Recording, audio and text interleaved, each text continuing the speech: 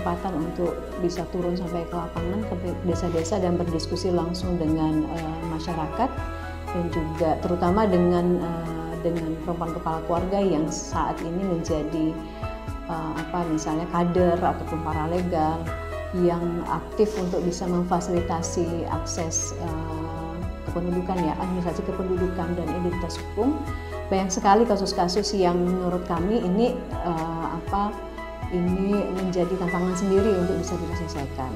Nah, misalnya setahun yang lalu saya ke Kalimantan Barat, terutama di Kabupaten Mempawah, mendapati ada satu keluarga, mereka tinggal kebetulan dua keponakan itu tinggal dengan bibinya, dan karena Mempawah itu dekat dengan perbatasan untuk bekerja di Malaysia, sehingga memang banyak warga Kalimantan Barat yang sekitarnya itu menjadi pilihan mereka gitu untuk bekerja menjadi pekerja migran di Malaysia. Nah, ini kan membutuhkan dokumen kependudukan untuk mereka bisa bikin paspor atau izin untuk bisa masuk ke Malaysia. Nah, jadi ada satu keluarga ini, jadi dua keponakan dan satu bibi, dan ketika keponakan yang pertama perempuan itu ingin bekerja karena belum cukup umur.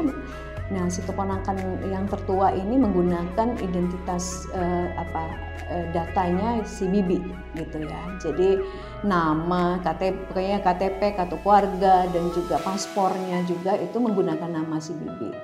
Nah, ketika dia pulang dari bekerja ingin menikah, rencana menikah, akhirnya pas saat mengurus untuk pencatatan pernikahan, di sini juga ada persoalan lagi gitu yang muncul gitu. Artinya ketika ingin membuat buku nikah, tentunya kan memerlukan KTP dan KK, dan di sana tertera nama bibinya. Jadi ini ada semacam persoalan-persoalan yang tumpang tindih terkait dengan administrasi kependudukan. Belum lagi sang adik ketika tahu kakaknya bisa bekerja di Malaysia, sang adik ingin menyusul ke Malaysia bekerja juga. Sang adik akhirnya menggunakan identitas kakaknya yang saat itu mungkin sudah cukup usianya ya. Jadi ini satu keluarga saja bisa mengalami begitu banyak persoalan terkait sama administrasi kependudukan yang harus diurai gitu. Diurai dengan melibatkan, pastinya tidak cukup melibatkan dinas catatan sipil, tapi juga ada proses-proses legal ya. Jadi ada proses-proses penyelesaian secara hukum lainnya gitu, karena ada pemalsuan identitas, ada juga soal pemalsuan identitas, dan juga terkait dengan identitas hukum dan terkait dengan misalnya untuk perkawinan seperti itu. Jadi ini akan itu salah satu kasus yang saya rasa ini unik dan memang harus direspon seperti apa ketika kita mendapati kasus yang tidak simpel untuk pengurusan administrasi kependudukan.